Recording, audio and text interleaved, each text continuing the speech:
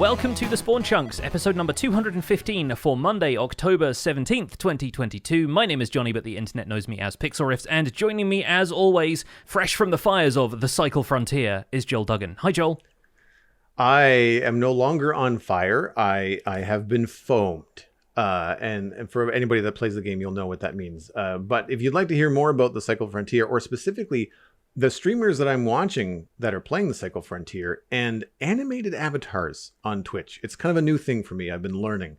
We talked quite a bit about that in the Render Distance, which is the extended version of the podcast you can get at patreon.com/thespawnchunks. If you become a member, you get access to all kinds of things. That's one. The live show that we record every Monday is another. You'll also have access to the quarterly hangout as well as the monthly Minecraft hangout. And this month, it's going to be a doozy because we're going to be not only chatting with our community about what they've been building, but also chatting with our community specifically about Minecraft Live and the announcements this past weekend. So it's going to be a big month. October is always busy here at the Spawn Chunks. It really is. Yeah, October is basically like Nerd Christmas for us when it comes to Minecraft Live stuff. So I'm sure we'll get into it and everybody can unpack all of their presents in full view of everybody else, and we can talk about what everybody liked. But before that, we may as well do our quick login and talk about what's new in our Minecraft lives.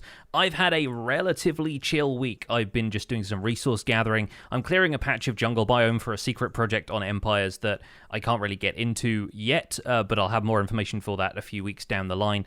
In the meantime, I stole somebody else's base, although it was a fairly small base. As you do. Yes, Ollie, the Orion Sound, is our bard, our traveling musician on the server who kind of popped up in the middle of the season as though he had killed the dragon before the rest of us were there and had just been waiting in the credits in the end poem the entire time. So he showed up a little bit later than the rest of us, but he had already built a little cobblestone and wood shack that was his base while he speed ran the game, and I decided as part of my role as the server's historian that I should preserve that in case he decided to tear it down and build something grander, which he now has anyway. But I stole his base, his chests, everything in it, and rebuilt it at my museum in the ancient capital, including a meticulous recreation of what was in the inventory of each chests, what items were in which slots, how much coal he had in his furnaces at the time, all of that stuff. So yeah, he's actually been by since we've recorded a bit where he discovers that I've done this, and I can't wait for people to see it. It's going to be very, very funny. That kind of stuff is always really fun. I actually pulled a prank like that in university. We moved the contents of someone's room across campus to the main foyer of the all-girls dorm on the other side of campus, and it was hilarious. And we left it up to them to move it back. Nice. Nothing was damaged. Like, we were very careful. We wanted to be respectful, but also a little mean. Yes. just a tad. But that's really fun, especially when it, encourages that interaction between folks on multiplayer servers. And we were speaking with other folks on the Citadel recently, my chat, and asking people, and I feel like we do a lot of very similar to Hermitcraft on the Citadel, where like we'll come together here and there to help one another out with a grindy thing, but we don't necessarily like engage with our content creation across the multiplayer thing. Like, we tend to kind of like be our own little zones, Mm-hmm. And I'm curious as to on Empires, do you pre-plan this stuff? Or do you like, was this something you did without permission? Was this something that you just kind of all have a pre-agreement, like, hey, by the way, this kind of thing could happen? So to break the fourth wall on this interaction entirely, this was 100% Ollie's idea. Okay. He basically, because his episodes are sort of fast-paced, very eclectic, like a bunch of stuff. He kind of edits in the most like over-the-top style possible, and so he was like, it will be really funny if I come back and you've just stolen my base and put it somewhere to preserve it in like a glass case. And I was like, well, I'm planning on building a museum so I can move the fossil in there, and he was like, put it in there. And so yeah, we've been workshopping bits and pieces like that behind the scenes. There is some stuff that I will absolutely do, not necessarily like without permission, but I'll kind of hint that I'm going to do something, and somebody will say, okay, I don't want to know about it. Like if you're doing something at my base, like don't tell me, I want to experience it firsthand, kind of thing. And I always make sure that if it's something I'm doing without somebody's knowledge, then it's not stuff like this where I'm literally breaking down somebody else's build and moving it somewhere, especially because that was all of his worldly possessions, more or less. He clearly wasn't coming back to use any of it. It was all just miscellaneous bits of, like, you know, kelp and ender pearls and string and, you know, just the kind of junk that you have from your first couple of days playing before you start building anything. But Ollie's show that he does on YouTube is very different to the rest of the stuff that we're doing, where we're establishing all of these builds and having this big thematic empire built up every week. He's doing, you know, an episode every couple of months, and it's like a multimedia experience. So the fact that, yeah, he basically said, like, this is roughly what I want to happen. Let me know when you've done it, and then we can go from there. And so I turned up while he was still being held in a cage by Fwip's Goblin Empire, and I just took down his entire base. I left him the campfire, and that was it. So I thought that was quite funny. Yeah, it sounds like he's got more of a narrative going on. Oh, he really does. Yeah. It's definitely like a whole deal. It's like its own kind of mini show, like a Cartoon Network thing that's happening in the middle of Empires when some of us are trying to do some more serious stuff. It's not like animated too much, but he does a lot with green screen and superimposing himself in the Minecraft scene and just walking around with a microphone like he's doing stand-up comedy or something. It's super fun. Wow. It won't be for everybody. Some people might find it a little bit too like hectic and high energy, but check out Ollie's videos when you have a chance. He's at the Orion Sound on YouTube. Nice. So for me this weekend, I only got the chance to stream on Sunday because, of course, we covered Minecraft Live on Saturday. And I was inside the whole time. I decided to work on my Taiga Hill Mansion kitchen. I'm going to share some screenshots with our live chat. I apologize that some of them are kind of dark and repetitive, but it's hard to take pictures of interior spaces in Minecraft that are not super large. Yeah. And this is where the tables and chairs data pack really helps me out because, of course, the giant kitchen table is 6 tables altogether, but you can use the furniture hammer in the data pack to change the table legs from having 4 to 2 to 1. So you can actually make it look like a 2x3 table with legs in the corners without having legs all throughout the whole thing, which is really nice. It helps sell, I think, the idea of a big kitchen table. And for anybody that's a Downton Abbey fan, I absolutely had, like, I know that's not a medieval kitchen, but I definitely had that kind of idea in my head when I was thinking about the basement kitchen. I wanted to have a hallway that had like kitchen staff quarters in it, so like the cook and the sous chef and maybe a maid or two would be able to sleep down here. It's kind of dark at the moment because it's still a work in progress, and we are running into some issues in the middle of the room where it's just a little bit bigger than I anticipated, and there's a large empty space, and I have not yet figured out how to light it and have it look good, and not have zeros in the middle of the room. Yeah, because I'm using a lot of candles. I don't have a fireplace, so normally when you have a hearth, the fireplace will emit so much light you're basically covered until way up into the corner, and then in the corner you throw a candle and you're usually good. But with this, I was trying to do the whole like blast furnace and maybe smoker. I did a bakery a few months ago where I had that as like, it looked like a bunch of ovens that they would bake their bread in, which is cool. But this one I wanted to try to do something different, so I actually tried to construct what looked like a pizza oven, kind of like an open coal, like stone oven. And so I used blast furnaces on the bottom, and then I put a magma cube and a shroom light behind that, and then covered it with stairs facing one another. So you can kind of look into there, and it does give off some light, but of course the blocks block a bit of it, and it doesn't quite fill the entire room. So I'm still struggling with that. And my shader pack that I use to take screenshots makes candles look like neon rods. So I need to kind of see if I can either find a different shader or maybe tone that setting down in the shader pack somehow. But quite happy with things like the cupboards and, I mean, barrels of salt and things like that with trapdoors. I've done that kind of trick before. I'm happy with it overall. I think the selling feature for me is like the embedded stove is an oven is actually in the same chimney that the fireplace is in, so it all makes sense. Nice. Yeah, like it would have the same sort of like chimney flume. And then I was really happy with the way that the quarters came out. They're very tight. They're like 2x3, 3x6 sort of deal. Had like 2 individual rooms and then one kind of group room where there was like, 3 beds, not bunk beds, but like very similar kind of setup where you'd have 3, probably maids all sleeping in the same room. And it was challenging to do that and have it look,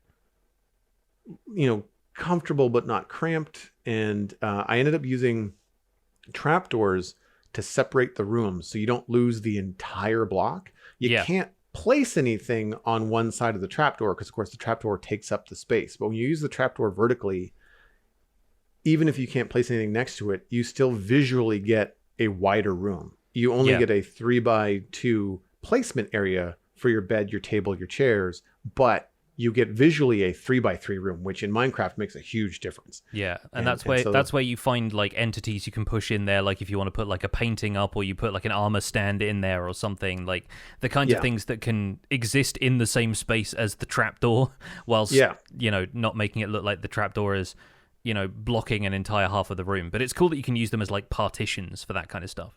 Yeah, and I haven't quite got there with the armor stands because, of course, we've got the armor stand data pack, and I'm going to use that to put like maybe loaves of bread on the table, or try to figure out a way. I might try to use like an item frame as maybe a cutting board or something, or maybe like a trapdoor. I don't know. I'll get there and see what I can figure out. But for now, like we've got some bare tables and other things, and I really like the way I think this is really only visible in this shader screenshot, but there's a door that goes outside of the back courtyard, and there's some blue light that kind of comes in from outside, and everything inside is very warm light because of the shroom light and the magma and the magma block and the candles. And so there's this really cool combination of like blue light from outside and warm firelight from inside, and I'm digging it. I just need to make it look a little bit busier, and I'm not sure. I'm curious what you might think could go.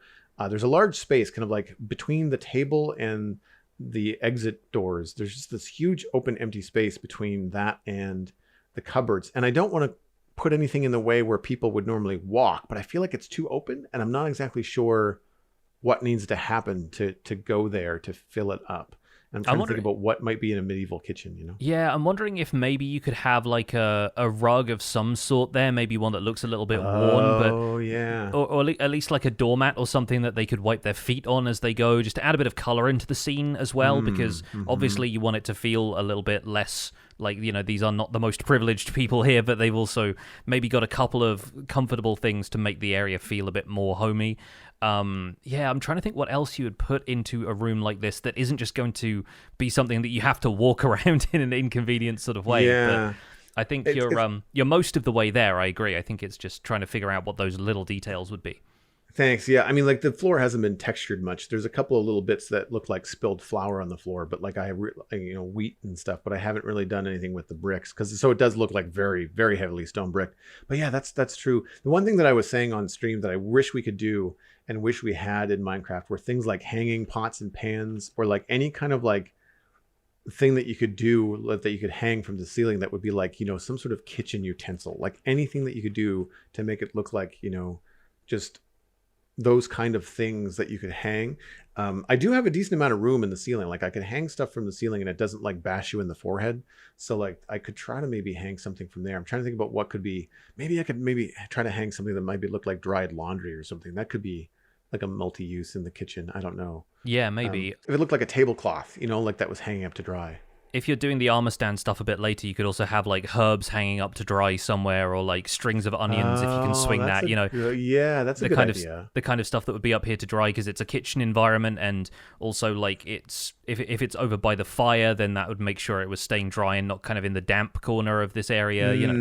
There's a variety of stuff that I think you can do. It's just a matter of how detailed you want to go with it and where that stuff ends up, so it's not like in your head height. But I guess if it's a 4-block high room, it's not that bad.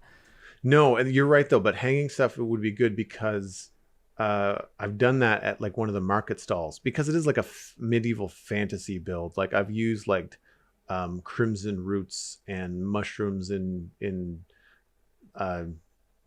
flower pots and things like that to kind of say like, oh, here's a bunch of really what's the word I'm looking for? Exotic kind of like herbs and roots and things. Yeah. So that could work. Having something hang somewhere. The trick, I guess, would be, well, no, I guess with crimson vines, I could use the shears to keep them from growing, right? Does that work on those? Yeah, I think that works on crimson vines. Yeah, it's only the wall hanging vines that it doesn't. Yeah. So, okay, cool. Yeah, that's a good idea. Thanks.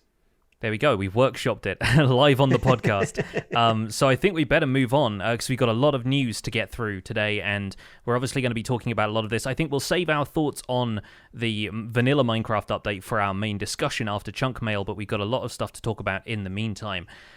So first of all, if you want to get the recap of Minecraft Live 2022, there is a Minecraft.net article about that we've linked in our show notes, but we do recommend going back on YouTube and watching the full live stream of the event as well. You can probably just skip around to the various segments, and I believe Minecraft is in the process of uploading the individual segments, so if you just want to take a look at Minecraft Legends, or if you just want to see the vanilla Minecraft stuff, all of that will be segmented on Minecraft's YouTube channel in the next few days or so.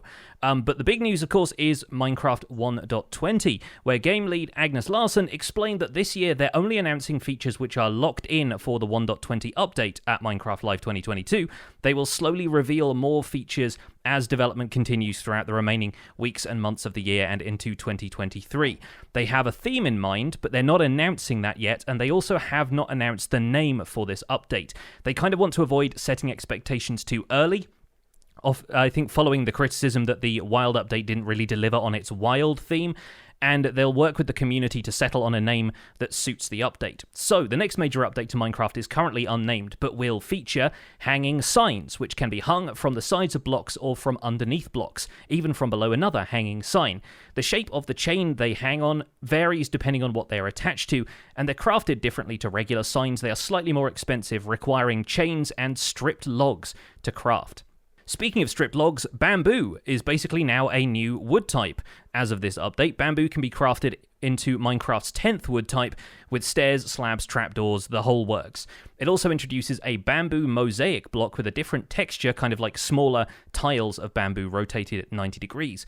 And it can also be used to create rafts, which are a bamboo boat with a different design, but the same functionality, chest boats and all. They also introduced camels, a new mob found in deserts. They can be tamed and saddled by players, and they eat and breed with cactus.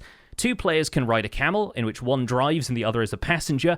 It also has a dash, which can get it over ravines, rivers, and other obstacles, and they also pick up a decent turn of speed once they start sprinting over a large, flat area.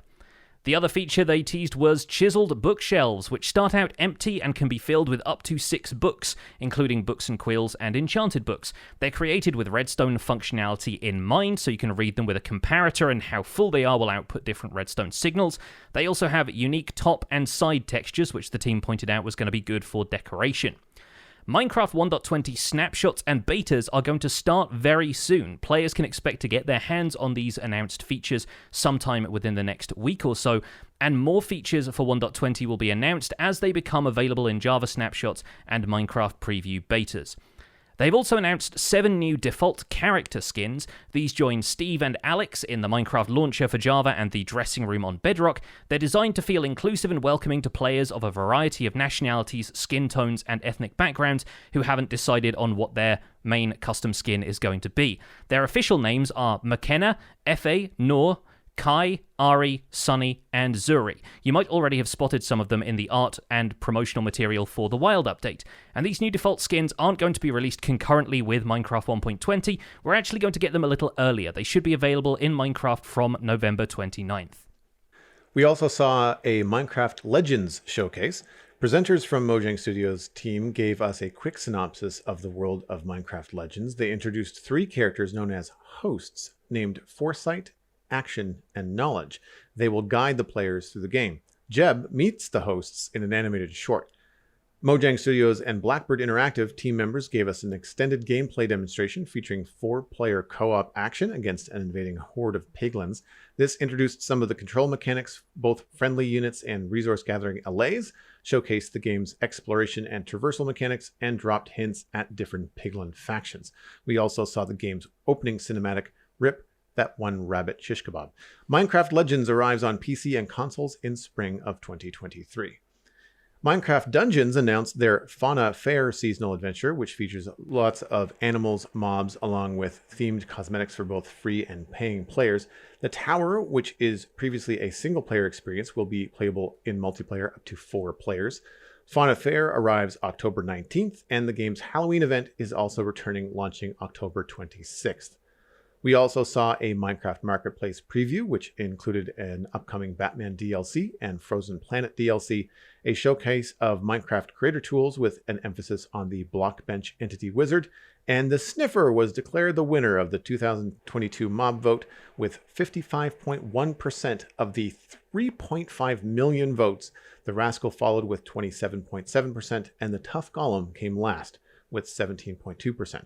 Our coverage of Minecraft Live 2022 is available to watch on the Spawn Chunks YouTube channel. Yes, and it's about 2.5 hours long, so settle in.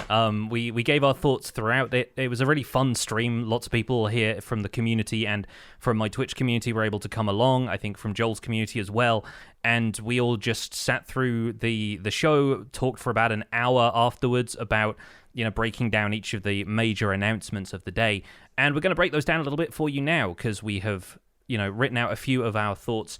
We may as well start with the mob vote, since that's sort of not quite the headline act here, but one of them, the one that's most relevant to what we talk about week to week on this show, being vanilla Minecraft. And I think it's fair to say that we expected the Sniffer to win, just based on community buzz around the Sniffer. We both voted for it. I believe you voted for the Sniffer as well, right? I did, correct, yes. So I did not expect the Rascal to take second place, which it did by quite a considerable margin. And I think this was really interesting because the Tough Golem, in all of the takes I had seen on Reddit, YouTube, Twitch, Twitter, the Tough Golem came a very firm second, and the Rascal barely got a look in. And then the Rascal kicked the Tough Golem out, and it was between the Rascal and the Sniffer going down to the final announcement, which means that it goes to show that the social media that we browse on a regular basis and the snapshot of the community that we get to see is really not the most accurate representation of the broader Minecraft community. I think this was also helped by a couple of things, like they opened the vote for a full 24 hours, so anybody who wasn't able to tune in to Minecraft Live still got to vote. And it was to a broader audience than just Twitter, because they had the Bedrock server, they had the launcher, and they had Minecraft.net. So last year's vote had 1.28 million votes. This year we had over 3.5 million. So it's over double, almost 3 times the vote that we got on last year's Minecraft Live. So I think that's a pretty significant thing that they were able to, for a start, broadcast it to this amount of people and get this amount of people voting, and also see that level of turnout without too many technical issues jumping in here and there. And I think speaks to something that you pointed out live on our coverage this weekend, which is that it's also reaching a broader demographic. People that don't have a Twitter account, or perhaps too young to have a Twitter account, Yeah. And I feel like, they might be too young to have a Twitter account, but they certainly have a Minecraft account, and I think that opens it up to more people that actually play the game. And the other thing that I thought was interesting and noticeably different from previous mob votes was that when they announced it in a similar fashion. They said, we're not going to announce the winner. We're not going to announce the winner until the very, very end. But here is the update. We can tell you now that the voting is closed and that the Tough Golem came in third. Mm-hmm. And my thought immediately was like, oh man, this is where I wish I could log in and vote again for the Sniffer. Because my top 2 choices were Sniffer, Tough Golem, and then the Rascal at the bottom. Yeah. So if the Rascal was at the bottom, I was like, well, whoever wins. I'm kind of okay with it. I would prefer the Sniffer. But between the Rascal and the Sniffer, I was very much not wanting the Rascal to win. And I thought, oh man, as much as I know that that's how voting works, like I really hope that the majority of, I'm assuming the younger demographic that was voting for the Rascal wasn't going to overtake the Sniffer, because, like your hands are tied at that point. The voting's done. Yeah. And it's interesting that you can't rally behind the last 2. Like they're just kind of giving you the information bit by bit in terms of who won. Yeah, it's not like everybody who voted for the Tough Golem can then turn around and change their vote for the Sniffer, right? It's like it's a three-way vote and that's it, which is good, honestly. Like, I think while it gave a few of us a little bit of a concern that we were going to get the Rascal, I think the Rascal would have been a fine addition to the game, largely speaking, and it's clear that enough people wanted it. It got 27% of the vote. That's pretty decent. But clearly the Sniffer was the most popular choice overall, so it would have been fine either way. The one thing that I hope Mojang does learn from these kind of things is that when you have that kind of data, when you have that kind of, the sniffer obviously won it. But let's just say, for argument's sake, that the sniffer won by a smaller margin, that the rascal was close behind and the tough golem was a distant third. Why not add both? Like, sure, prioritize the sniffer, because of course that's what people wanted. But if you at Mojang feel that the rascal was a good idea, I really don't like the idea of closing the doors on that. Like, I feel like, look, if it was a good idea and people liked it to the point where it almost made it, I think that's some good information. Yeah, I think that there's something for everybody in there's something for everybody in all three of those mobs, to be fair, Yeah. I think we've seen this in the past. We talked about this a couple of times already, but I think with the swamp coming back from being the runner-up of a previous biome vote and still getting implemented in the wild update, I think there is still room for them to bring back any of these previous mob votes. The problem is we only have one data point of that ever happening, which is swamps. So I think there's still room for these to come back through. I think one of the things that the developers did to kind of clear up some of the stuff about why they can't just add all three is King B-Dogs was talking on Twitter about the amount of design work and rigging and animation and mob AI and behavior and all of that kind of stuff that goes into mobs makes adding a new mob to the game much more challenging than it appears on the surface. And so he said, if we added all three of the mob vote mobs to the game, we'd have to significantly scale back the amount of other stuff we want to do with this update. So I think while they're keeping those in their back pocket, I can see why they want to push forward into things that are going to be more relevant to the theme they have in mind for this update, which we'll get to. There is, loosely speaking, a theme that they discussed, but we can get onto that a bit later. And to clarify, I don't mean with this update. I mean, like, put in the further one down the line. That one, but like like further down the line, like Return to the Rascal, without having to return to a vote. Like, just be like, hey, you know what? You guys really like the Rascal. We're bringing it back. I think you'd have a bunch of players championing that because they probably voted for it, right? Yeah, absolutely. And honestly, I think there's now two golems that haven't won the vote, but the copper golem was fairly popular and the tough golem had its supporters. We could end up in future with a utility update that adds both the golems, for sure. There's potential for expanding golem lore within Minecraft and maybe adding those and some others if they have plans for those. But we'll get to that. And if you want your share of golems, look no further than Minecraft Legends, because oh boy, there are a lot of them, as we saw in their gameplay showcase. I was really happy to see an extended gameplay demo. It looks fun to play, and I wasn't certain of that from the previews that we got of it and the kind of brief clips of footage, because so often those were woven in with developer interviews and cinematics and stuff, so we never got to see more than a couple of seconds of gameplay at a time, whereas this was them playing it live on stage. The UI was there was 4-player co-op, and they were explaining effectively your first steps through the game, effectively giving us an on-stage tutorial for how the game controls, how you traverse the landscape, what enemies you encounter, and how you control the units that you're going to be sending into battle. And I thought overall, like, it looked pretty cool. I'm still, I think, going to have to get some hands-on experience with it to decide whether it's a game I would play for more than a couple of minutes or if it's just not going to be for me. But I think overall, the showcase we got was, building my confidence in what kind of experience Minecraft Legends is going to be. I agree, and I'm going to propose an idea here without having spoken to you about it previously. If you're interested, it could be very fun for us to do this together. Have like a co-op, like first time in Legends, like, because I find sometimes these games can be a little bit tricky experiencing them on your own. And then maybe like depending on what kind of tutorial they have, like if there's a single player that you have to get through before you can get to co-op, then maybe we have to do that separately. But yeah, I think it could be really fun, given how we've been speculating about the game for a while. Now that we've seen some real gameplay footage from Minecraft Live, I'm definitely more interested in it than I was before. I have fewer concerns, and I've also been able to kind of like retrain my brain and expectations, because I always return to RTS games like StarCraft and Warcraft and things like that when I look at stuff like this, but it's not an RTS. It's an action strategy. It's way faster paced, and I think that it's going to have, like, I don't want to say Diablo because that's more of a Minecraft Dungeons thing, but like it has a very different feel than any RTS I've ever played. I don't know that I've played an action strategy, so that's going to be a new thing for me. It feels a little bit MOBA-ish to me.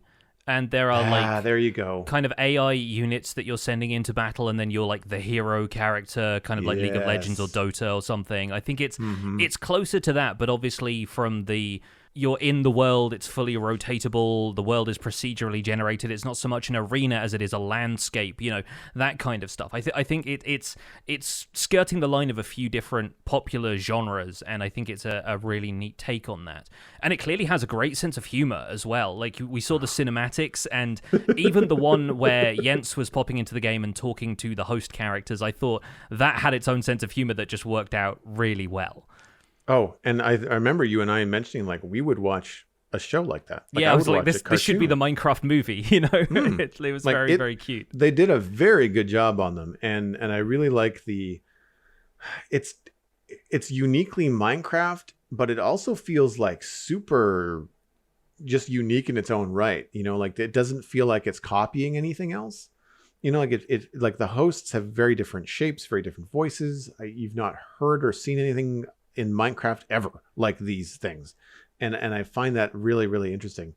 I also really enjoyed the idea that the world is procedurally generated, because in other experiences I've had in similar games, there's set maps, and there are set strategies for those maps, and once the game gets out for a while, there's a meta, and it's basically you either play the meta or you lose in those games. And that's not fun when you want to be creative. Minecraft is a very creative game, and so if you want to come up with new and weird ideas to try and win your battles in Minecraft Legends, you're never going to be able to do the same thing twice. I mean, or there might be a strategy that you've worked out that works out 3 times in a row, but then the moment that you're in a desert in the game, you're like, whoa, wait a minute. I was using all of these, I can't remember what they're called. Arrow golems? What were the arrow golems called? I think they're just like plank golems. They're like the plank golems. Ones. Thank you. Yeah. So if you're using plank golems and using them very effectively, and all of a sudden there's not very much wood to collect because you're in the desert, you've got to switch it up. And I like that idea that you just can't lean into something that works really well, because the environment is going to change and give you advantage or disadvantage. Yeah. And I loved watching the gameplay. The animation is cool. It's going to be a weird kind of mind switch to use creepers rather than run from them. Yes. Yeah, definitely. And the one thing that I did pull from it that again, it's hard not playing the game. And people that watch a lot of Twitch might have this as well. Like, the first time you watch something on Twitch, having never played it, it can be very confusing. And I found looking at the battlefield going like, I can't see what's going on. Like, I'm sure that these individual players have told their units to go do something and they know what to look for, but I don't. And because I don't know what command they've given, I don't know what action to then expect to track on the battlefield. And there was one time when I can't remember who was speaking, but one of the developers said, oh, hey, look, this is the epic stone golem, big person coming in the back. Watch this, and directed everybody's attention to this like giant stone arm scoop that was essentially catapulting rocks out of the earth and sending it into the piglin portal to destroy it. And so I was like, oh, okay, that's what I should be looking at in this particular, situation. I found it very confusing visually. I think some of that comes to do with it looked very muddy. And so I'm hoping that either with UI, hopefully custom UI, because if they've got people that have color, sight issues, then having a blue highlight might not be great, where a green or a red highlight might be better, depending on who's, what color blindness you have. Yeah. And I think that if they have those kind of controls, because sometimes I do it just for visibility. Like, if I'm always fighting in like a grayish purple background, I don't want my highlights to be blue. I'd want them to be something more visible, like green or yellow or something, right? So it's hard to say. And it could also be player based. Like, if you and I get into a game, your highlights might appear to me as a different color, so I know those aren't my units, they're yours. So, and we don't know how that works just yet. It's one of those things I think playing the game will illustrate it better. I also need to go back and watch it a second time, because it went by quite quickly, and I want to kind of maybe pause it and kind of look and see what's going on. I just want to go back and watch it again for the entertainment value as well, because like the host characters feel very Monsters Inc. to me, and I mean that as a compliment. That is one of my favorite Pixar movies, and I love the fact that the character called Foresight has 4 eyes. It's very funny, very good. I see what you did there, all 4 times. So the flavor of it all feels very good to me. I talked briefly about the traversal mechanics. They have like these kind of clumps of what they call speed wheat, which you run through and it increases the speed of your travel, so you can chain together almost like a racing game where they'd have those kind of speed up pads that you drive over. So it's kind of like that, and then you can jump up into the trees and there are mushrooms that bounce you higher. So it's stuff that feels integrated into a natural Minecraft world, but if you know what to look for, then you can really get around quickly. And I think that seems like a really useful thing. If you're in a 4-player situation and somebody's already rushing the base and you're trying to like keep up with that person, then they've got ways of getting you around. I was also really interested in some of their philosophy with how you interact with the world. They described interacting with the world on a thought-by-thought basis instead of a block-by-block basis, which I think is a really neat approach. They basically say you just think, oh, I need some wood right now, and then you send your allays to do that, rather than it having to be like a player breaking things down block by block and collecting all of the resources manually. It seemed like you had a fixed number of allays that you could send out to do certain tasks. So you can take down a couple of trees at a time and assign the allays to gather wood from those trees. And then once you've gathered all those resources, that's what you use to spawn the mobs in at dedicated spawn points.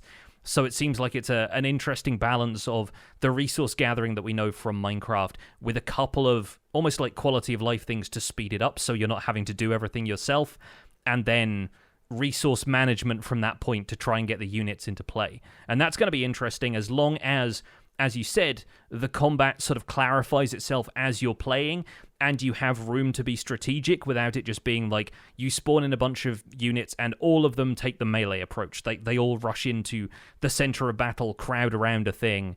If you can micromanage a little bit more, if there's that finer detail that strategy players will enjoy, I can see people getting really into Minecraft Legends. Yeah, an example that I can draw from is like having all of your marine units on hotkey 1, having all of your tank units on hotkey 2, and then having your magic units on hotkey 3. So like imagine creepers, zombies, and golems, and then you say, okay, creepers, go blow up the big guy.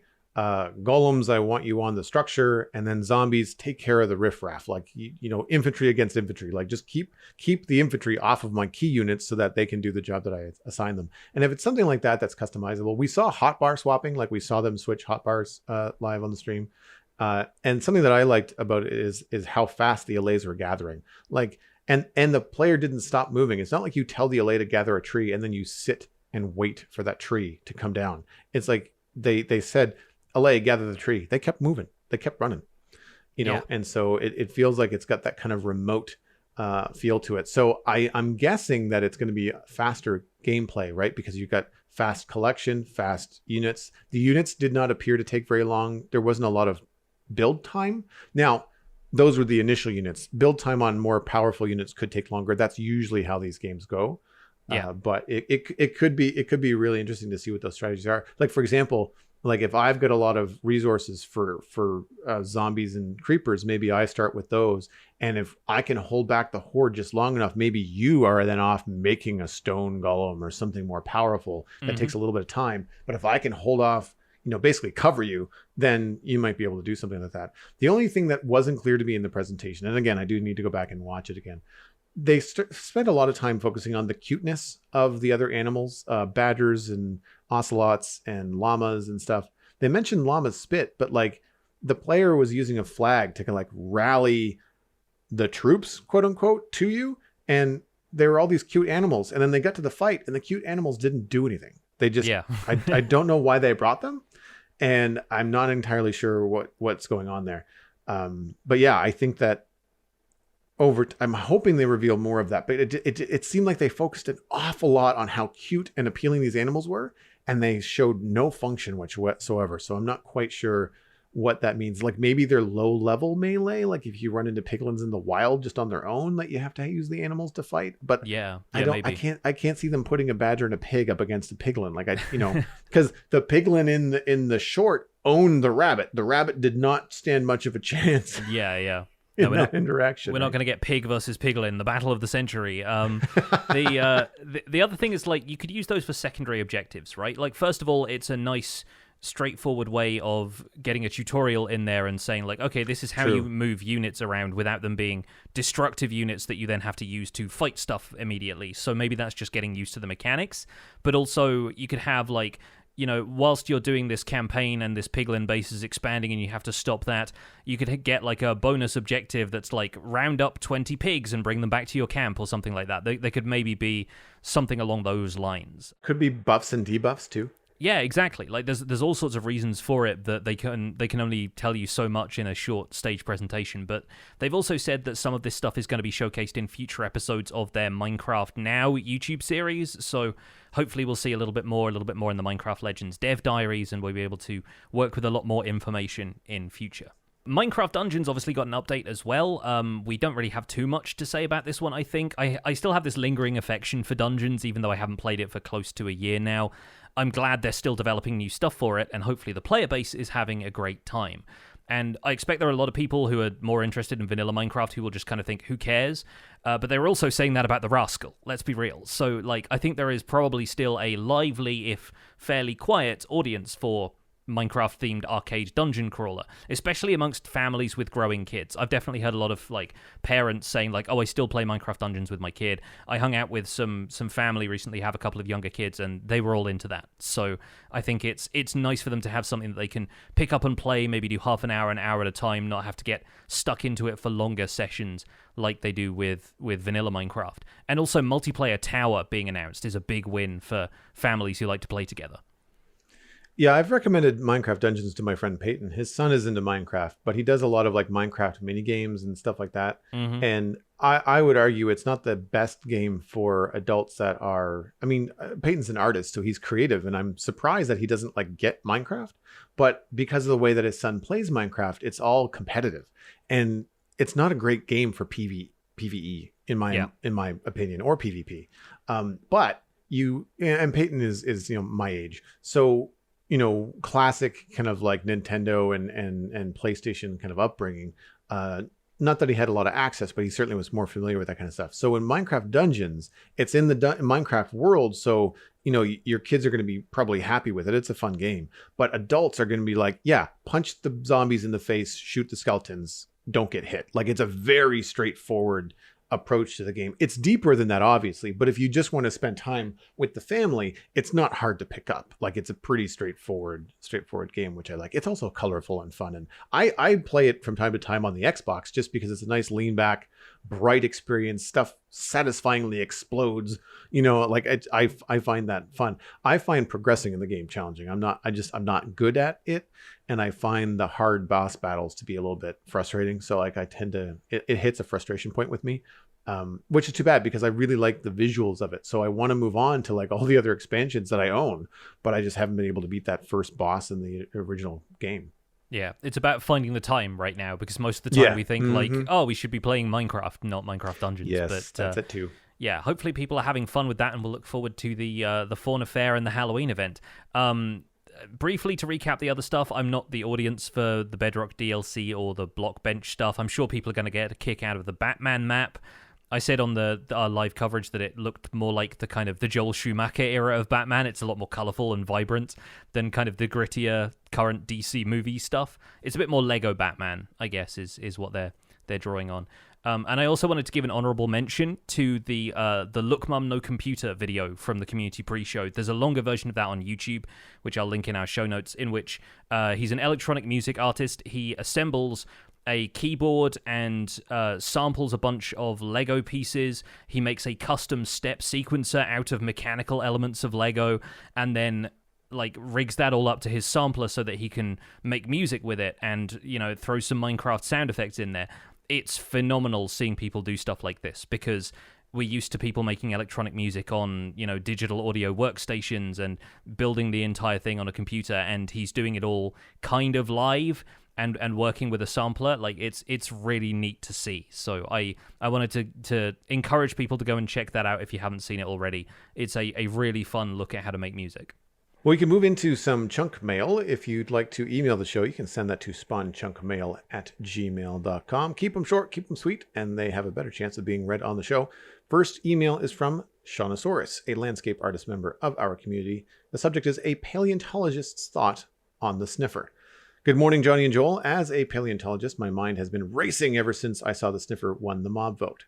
While the sniffer digging up ancient plants would be great, cough, cough, magnolias, Psychids. I would really curious about what else the sniffer could do to reference to the science of paleontology. In biology and paleontology, there is a concept called evolutionary anachronism, where something that exists today evolved because of a pressure that no longer exists. For example, avocado seeds are too large to be eaten by modern herbivores. The seed is so large because it evolved to be digested by prehistoric elephants and ground sloths. This got me thinking, what if the sniffer had its own ancient relationship with Minecraft's existing flora that we can now recreate in a modern day? The first plant I thought of would be a dead bush.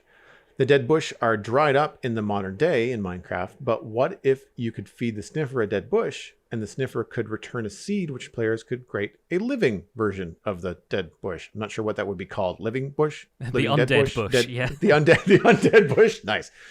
Maybe this new bush could even get a too tall variant to easier make it renewable, like tall ferns. This would also allow for some more color in the Badlands and desert bases. What are y'all thoughts? Are there any other plants or mobs that you think the sniffer could inspire new mechanics behavior in? Shawnosaurus was preoccupied with whether or not he could, that he never stopped to think if he should. Bonus points for Jurassic Park quotes. You win today on the chunk mail. That Very was good. Hilarious. Very Yeah. good. And why am I not surprised that somebody with Saurus in the name is interested in paleontology and ancient history?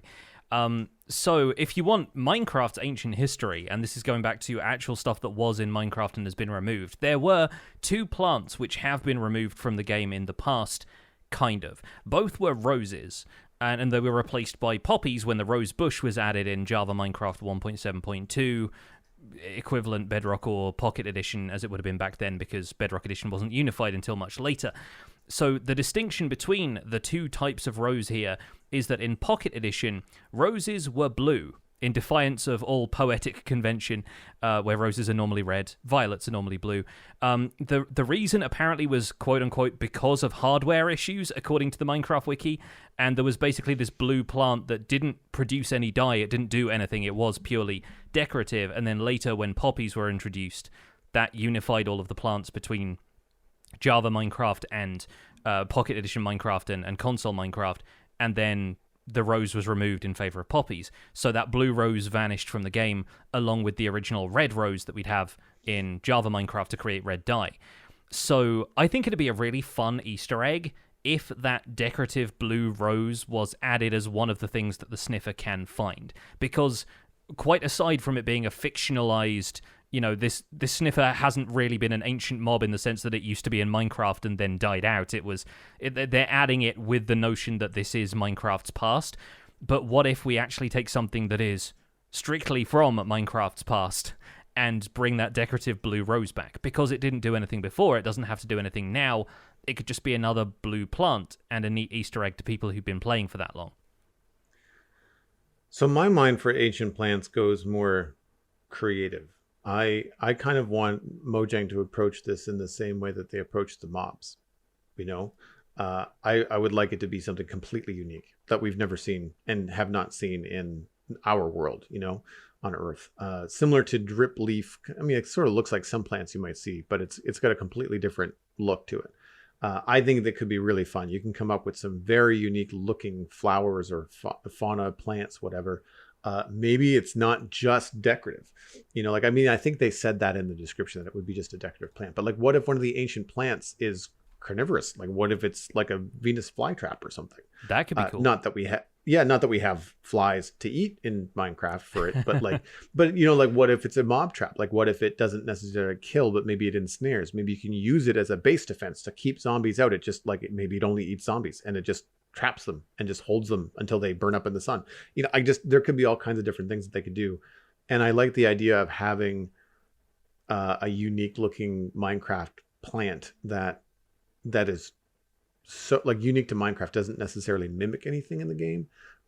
But that would leave them open to communicating the things about paleontology that Shawnosaurus is interested in, but without being completely tied to real life. You know, so you wouldn't necessarily have paleontologists pushing up their glasses like that's not how that works. Or like, okay, you got the theory right, but because this is a made up item, then you can kind of go and twist it however way you want.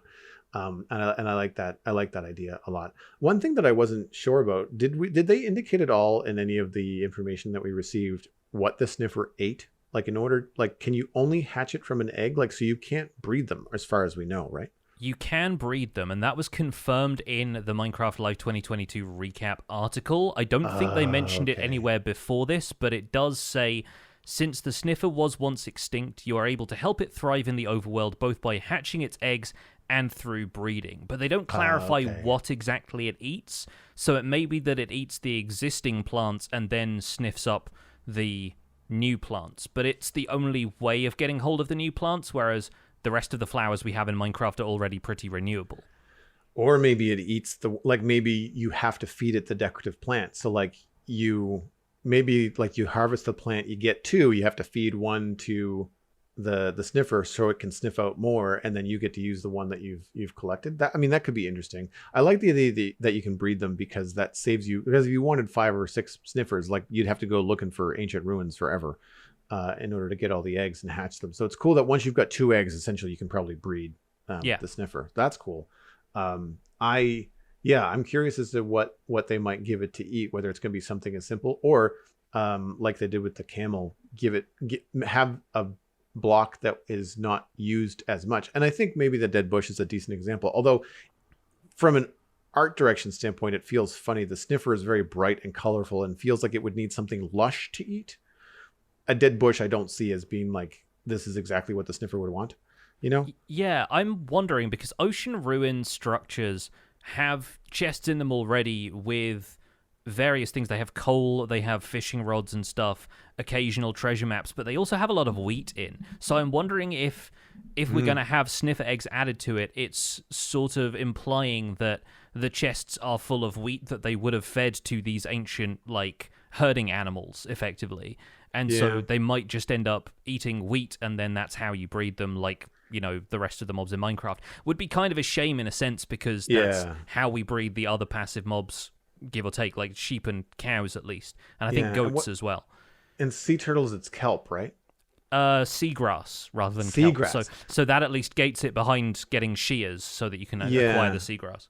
Yeah, but I mean, kelp could be fun to feed because it looks kind of like mossy and weed covered, the sniffer. Yeah, so like I kind of feel like you want to feel like maybe it's moss, like moss blocks or moss carpet. Like, I don't know. I feel like there could be something more, or cave vines. Like, I'm just trying to think about what you could eat. If it eats small drip leaf, I'm probably not going to breed too many of them, to be honest. Although they did say decorative plants, which is what small drip leaf really is. It has the utility of growing into large drip leaf, but you can't get small drip leaf any other way. So I'm wondering if that's another thing the sniffer could get you, is maybe it allows you to renewably harvest small drip leaf if you can plant seeds for it or something. Yeah, I hope it's a new plant, not just like gives you seeds for a plant that's hard to get in Minecraft. I hope it's something new. They have said plants, plural, as well, so I think there's going to be some variety in there. Crossing fingers for variety, of course. Let's move on to our second email so that we can get to the discussion in a second. This one comes in from Kokoro Daki, who's a landscape artist member of our Discord, and the subject is, are camels a sign? With camels being announced in Minecraft Live this year, I've gotten excited about potentially getting the features that were promised with the desert biome vote back in 2018, like meerkats and palm trees. Do you all think that might be happening in 1.20 as well? Or do you think camels may just be the only desert-related feature we get with this update? Either way, I'm excited for what was shown off for the 1.20 update. Also, funny story, years ago I used to play Minecraft with my father and 2 siblings. As much fun as we were having, we were never able to get my mother interested. I totally forgot until she mentioned it again when I was talking about the features mentioned in the desert vote, but she had told us at one point when we were trying to get her to play that she wouldn't play Minecraft until palm trees were added. She has a mild obsession with palm trees. Well, again, crossing our fingers for you so that you can get your mum involved, because very funny that she'll only agree to it if they add palm trees. I thought that was a funny kind of like, I'm only going to play that with pigs fly. And then update right? 120, the flying pig update. It's like, well, Mom, guess what? 10 years later, I'm holding you to it. It's the flying camel update for certain with how they jump, but we'll get to that in a second. I'll also debate the subject line. Are camels a sign? No, hanging signs are a sign. Camels are a camelid.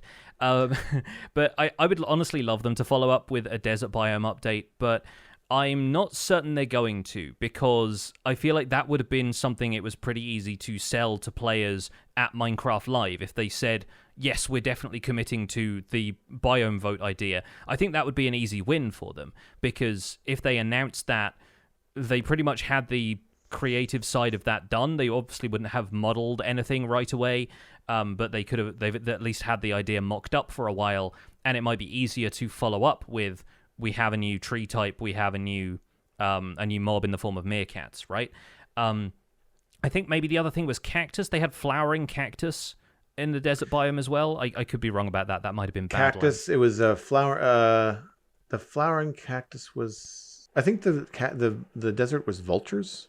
I thought Badlands was vultures. Either way, it doesn't matter hugely here. But my point being, they've already mentioned that bamboo is getting a new wood type, and 2 wood types would be not unprecedented, because we had the 2 Warped and Crimson happening from the Nether update. But I would be surprised if they added palm wood and bamboo at the same time, and they'd be quite likely to have a fairly similar color as well. So not entirely certain about that.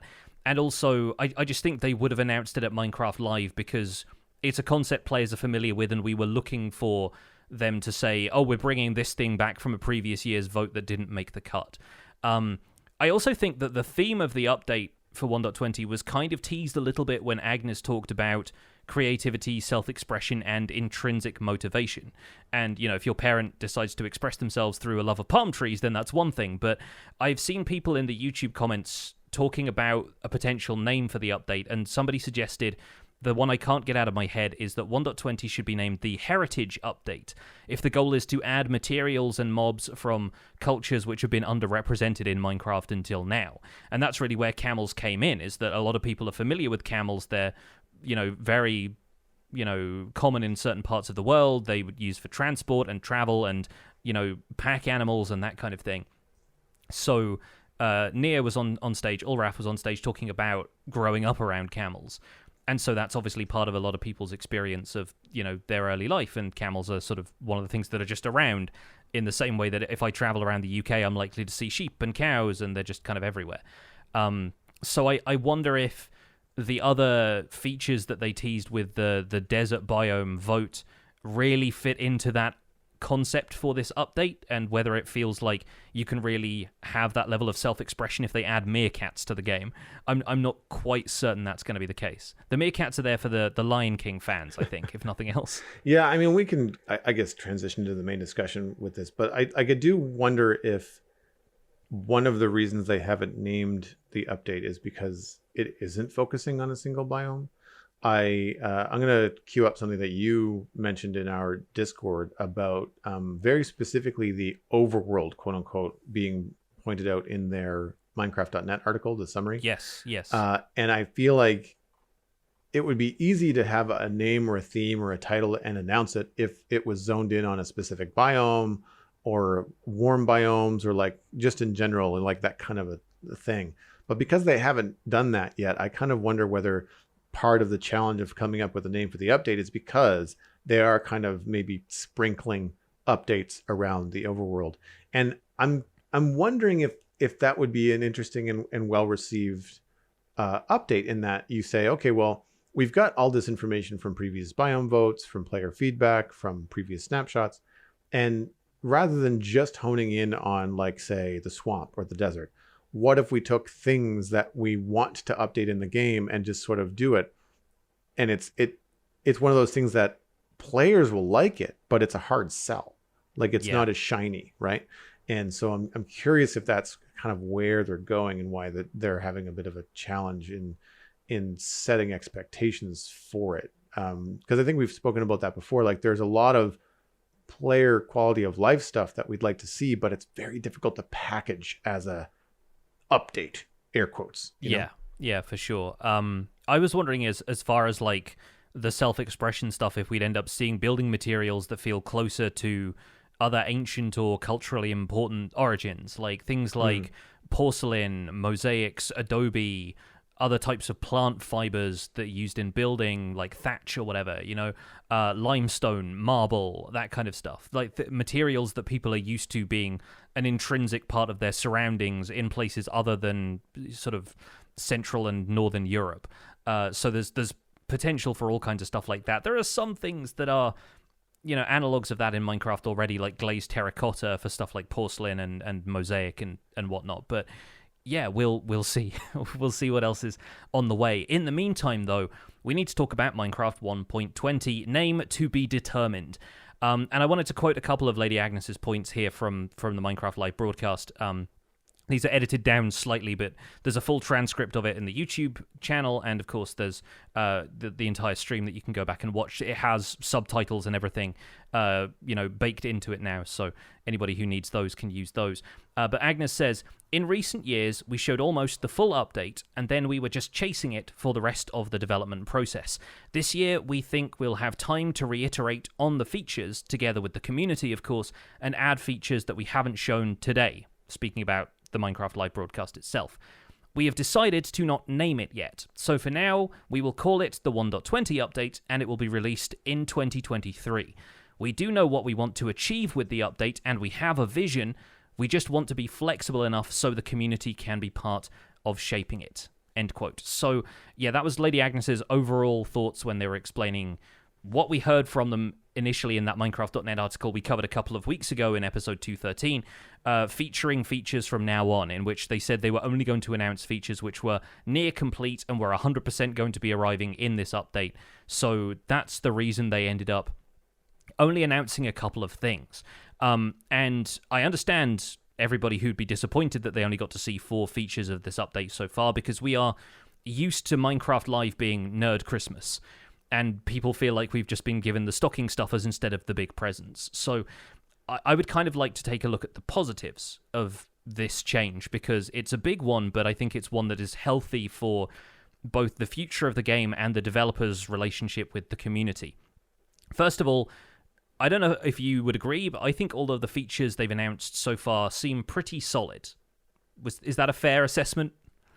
I would say it's not only are they pretty solid, but I want to say that they're, and this is, I don't want to downplay this. It's not a negative thing, but they're fan service. Like you don't necessarily have to have a giant theme to, what do players want? More blocks. Like they want more stuff to build with. More wood types. Yeah. More wood types, like cool signs, like things that do things that you want them to do in Minecraft now, but they don't.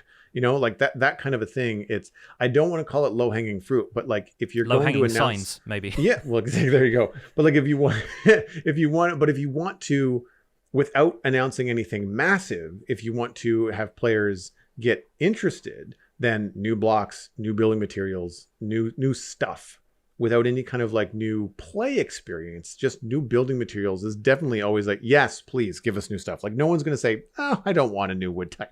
Like no one says that, So I feel like that's kind of a positive there in that it's, again, one of those things that like from a marketing perspective, it's hard to be like, ta-da, bamboo, and have everybody cheer. But when you announce it and when people have a chance to think about it, they're like, yeah, I'm excited for it. Like I've got lots of things I want to do with this new block already, and I've only seen it for 2 days. Not only do they get a chance to think about it and go, yeah, they get a chance to play with it almost immediately, because this has allowed Mojang to post a snapshot right away. It might even happen this week.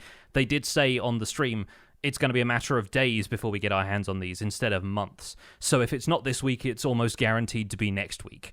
And it seemed like that the gameplay demo we saw of each of these features, they were pretty much looking the way you'd expect them to look in a finished version. So we get to play around with this stuff in a snapshot right away, and that means that upcoming snapshots, if we start the snapshot development cycle basically right away, we get more features announced potentially on a week-to-week basis. When they're ready for players to have hands-on experience with new stuff, they announce it, they release it that week, and we get to play with it. And that expands into some other benefits, I think, which means we don't spend time waiting for features that never arrive, like fireflies and bundles. We don't hear about them and then never end up seeing them, and we're not left in the dark about, is that coming to the game or not, and having to wait for a Minecraft.net blog post to say, yeah, no, we've axed bundles, they're not appearing in Bedrock Edition, and they're only in the code in Java.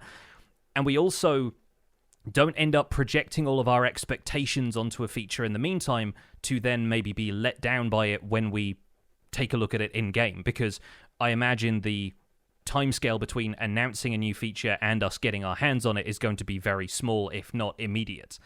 It also means people don't immediately mod them into the game, because this happened with stuff like Skulk Sensors, right? Where we heard about them in 1.17, the Deep Dark got delayed, and we ended up with a lot of modders just trying to create what they thought that the Skulk Sensor was going to behave like, and then Mojang's implementation of it ends up being slightly different, and people's expectations have been set, and they either get let down or they have to reorient those expectations afterwards. And so I think it's nice that we not only get the pleasant surprises of new features being announced weekly, but we also don't set our expectations incorrectly and have to realign them later. This brings me to something that might be a difference of opinion, but Lady Agnes was definitely hammering home the expectations thing. What I guess didn't like about that was it really felt like Mojang was apologizing. Yeah. And it could just be the way that she was delivering the lines. It could be just the very, very careful wording, like very rehearsed, because of the clarity that was needed. And I feel like it's unfortunate that Mojang is in that position, because it's not that I don't feel they made a mistake. I feel like it's good that they're reading the room and realizing that this is the way that they have to move forward. But I feel like it's the player base that have put them in this position, not a misstep by Mojang. And I think it's unfortunate. I think that it's too bad that the majority of the player base can't look at a screenshot of concept art and understand that it's development, that it may not make it. Even when they say this is an idea, it may not make it. People just don't listen, don't read, and assume, and then just, the perpetual of, for the lack of a better word, fake news gets on Reddit and other channels and other, and it's the way that it's a problem that happens with YouTube a lot because of the nature of people trying to get clicks and views on their YouTube. The title of the YouTube might be like, "This coming to Minecraft." The content of the YouTube video might very clearly say, "This is just an idea. It might never get here."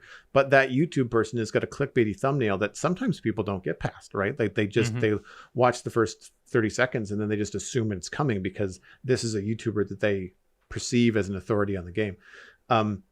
And so stuff like that, I think, ends up putting Mojang in an unfortunate position. And I think that it's important, and we've talked about this, I think, during the live presentation, that, like you and I both being, considerable, thoughtful adults know all of this. And it's very easy to assume that within our community, within our kind of zeitgeist of people we talk to about Minecraft, that we are all in the same boat. But you forget how, quickly how different everyone thinks inside of this very large player base. And so it's an unfortunate reality. I'm disappointed that they have to backpedal so much. I knew they were going to have to dial it back a bit. I feel like they've dialed it back a lot. And the benefits to us, as you mentioned, are going to be early access to not early access, but like snapshots coming out sooner with finished things that we can play with, rather than waiting weeks or months to get a first snapshot with a lot of stuff in it. We're going to be seeing snapshots with some of this stuff sooner than later. That's good for us as podcasters. Like, that's great. The news cycle is going to be fantastic. It's going to have, rather than you and I wondering, like, how is this going to look, in the game, we can actually go in and test it and play with it, and then provide constructive feedback on, oh, well, this is where it is, and this is what it does, and this is what it doesn't do, and this is what it really should do, because we've tried to play with it. And I think that that's important. I just hope that there's enough time for players to give constructive feedback, and that they've taken a lot of time to very carefully explain that these are features that we feel are solid and coming to the game. But I feel like there's going to be more explanation of, like, there is still time for feedback, and that feedback has to not be, "I don't like Bamboo, it sucks." If you've got thoughts about stuff like that, I'm going to be encouraging players to get in touch with the channels that they provide, and give constructive feedback. It's like, this is close to this, or it could be better if, or I like it, but here's an idea. Like, I feel like there's just so much black and white on a lot of this stuff that it needs to have more constructive feedback. And I think that by having these things saying like, "Oh, these are coming," I think that there's going to be an assumption that they're coming as is, which is not the case. Like, we're very likely going to see things like texture changes. A good example, I think mangrove wood was it that changed, or was it mud Yes. bricks? One of them or both of them changed considerably before they were added to the game. I think mangrove was a lot brighter. Yeah. Mangrove was that kind of like purpley beet red kind of color, I think, for a while, and then, or it was somewhere in between jungle and acacia, I think, for the initial version of it, and then they changed it to that redder mangrove wood later. So there's a lot of tweaking that can still happen. I think the way I've been thinking about this is that people were talking about how the point of Minecraft Live is to build hype for the update, right? And it seemed like they didn't do that. But I think people are misunderstanding that. I think this is giving Mojang the opportunity to build hype instead of having to live up to hype. And I think that's a really important distinction.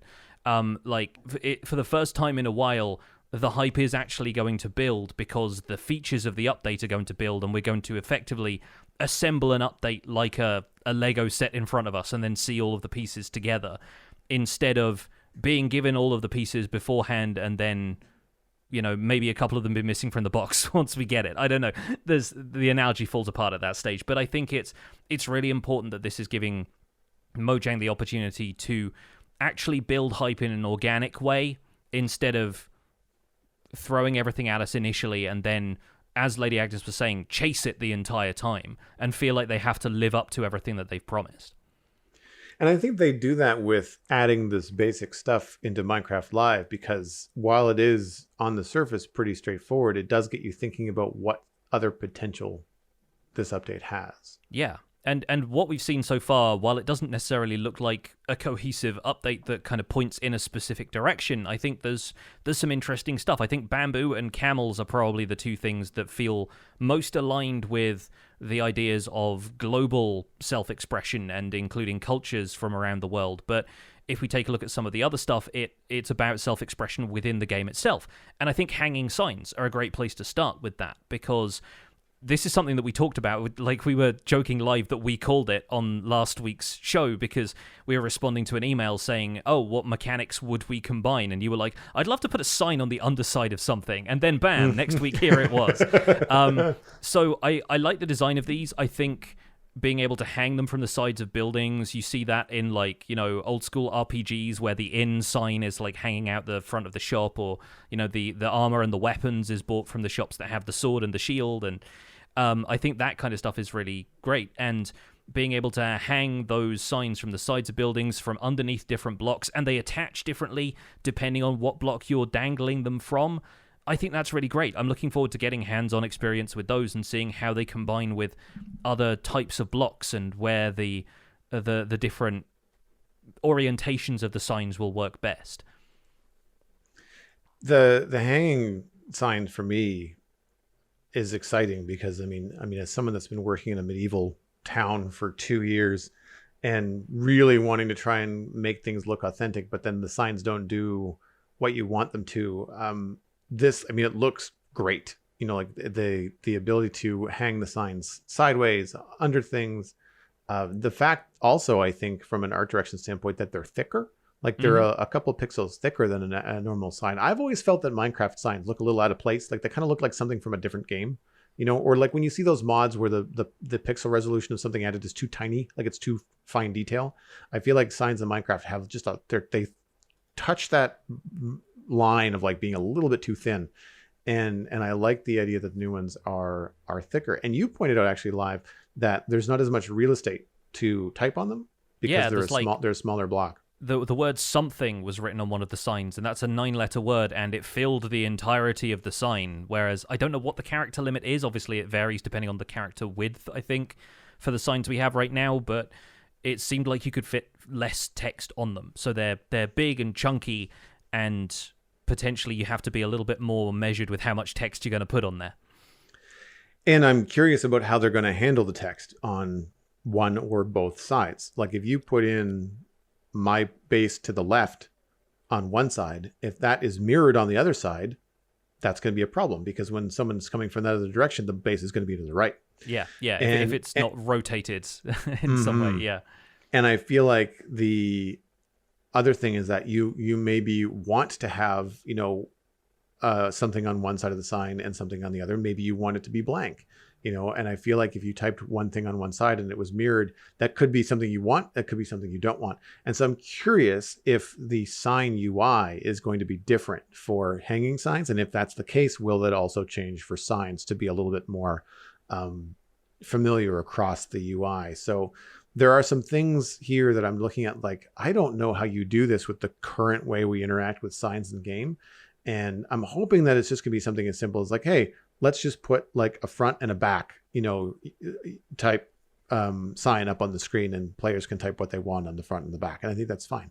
Or they could just end up being one-sided signs like the current ones are, which I think would be a shame considering that they're hanging from the front of a shop and you can only have the text on one side. One side. Yep, I agree. I think that would be. I think that would be a. It's something that I find happens a lot, and I'll get into this a little bit later in our discussion. But I find that a lot of times new things are added to Minecraft, and they get about 80% of the way there. Like they almost get there, and you're like, but you could have put it on both sides, or or lanterns, for example. And I get excited when I see the hanging signs, because that's what I want lanterns to do, and they don't do that now. And if they've decided to do this with signs, you kind of immediately look at lanterns and it's like, but why not? Like, why not lanterns too? And I feel like that hopefully it's something that, I can't be the only one that sees this, out of the millions of players and the many developers that work on the game. So I'm hoping that we'll see, like I said, that kind of trickling of like, look, it's not going to be any one massive thing, but I think that there's going to be a quite a few little things in this game that, again, are hard to sell in a big marketing theme, but are going to be very welcomed by players. And I'm hoping for that. I'm crossing my fingers. But we know that the signs are coming, and I think that they're going to be very useful and very fun. I'm just hoping that they really come through on all of the UI stuff and all of the... They could be potentially frustrating if they're not done right. But I like that they come in all the different colors. Interesting that they take stripped wood to make instead of planks. That kind of thing. We didn't see any bamboo signs that noticed. We did though. Oh, did we? I actually went back to look at this because I was thinking, wait, if they're made using stripped logs, I had to go back and clarify that because I didn't catch it live. I was like, we don't have bamboo hanging signs then because we don't think we have stripped logs. But if you go back to the footage where they're using them as like decoration, and they've got a bunch of them strung along between two buildings and they're hanging down, a couple of those have a different texture that looks like the same color and a little bit of bamboo texture in there. They look different from the birch and oak signs that you can see elsewhere, and it's definitely that wood color. So my question is, how do we craft those if bamboo doesn't have stripped logs? Yeah, maybe it's the mosaic thing. Maybe because that's what I kind of because that's what I kind of looked at. Because I looked at the mosaics, like, well, why did they give bamboo a mosaic block? Everybody's gonna be like, well, why can't I get a birch or a spruce mosaic block? And I think, I bet you can't get stripped bamboo because I don't think you can strip bamboo. Like, whenever I've seen it, it's always been like as a whole. You can strip it in pieces, but I've never seen it like shaved down in the same way that you can remove a bark from a tree. Yeah. So yeah, I think that could be it. But yeah, that's cool that you can make them with bamboo signs. I mean, it makes sense. Like they've got to come through on the rest of the bamboo stuff. My other thought was that maybe you can edit signs in game. And I think that Sandy in our live chat had the exact same thing.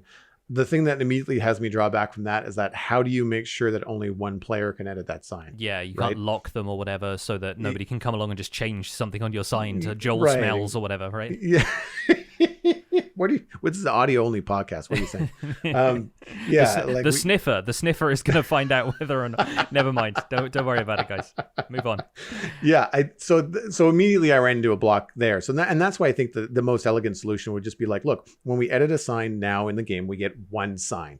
Put two up, front, back. Like that really wouldn't be very hard. The parts that's the front is the front part that's facing you when you enter the sign. Like I think that could be pretty straightforward. You put the sign down, you have an option to edit it or not edit it, depending on what you want to do.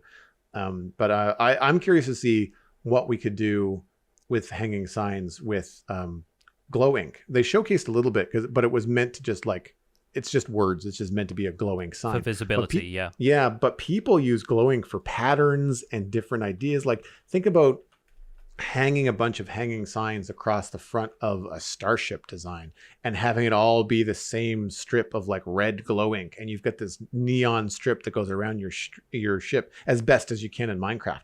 That could look very cool. Yeah, yeah, really could. Like, I expect like cyberpunk hotel signs and that kind of stuff could be very easy to do with that. I've just dropped a picture in our live chat so people can compare the different types of signs, and yeah, I do think one of them is definitely bamboo.